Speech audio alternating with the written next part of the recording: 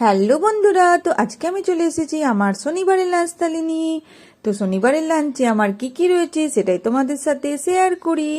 তো শনিবারের লাঞ্চে রয়েছে আমার গরম ভাতের সাথে কাগজি লেবু, আর রয়েছে গরম গরম সিম ভাজা, আর রয়েছে আলু করলা সেদ্ধ, বাঁধাকপির তরকারি, আর করেছি আলু ফুলকপি ডিম দিয়ে ঝোল, আর করেছি মূলোর টক। তো এই মূলোর টকটা আমি বেশি করেই করে দিয়েছি, একদিনই অনেকটাই মূলোর টক করে রেখে দিলাম। তো কেমন লাগলো আমার শনিবারের লাঞ্চ থালি? শুভ দুপুর বন্ধুরা, সবাই ভালো থেকো, সবারই দিন খুব ভালোভাবে কাটুক। Good bye.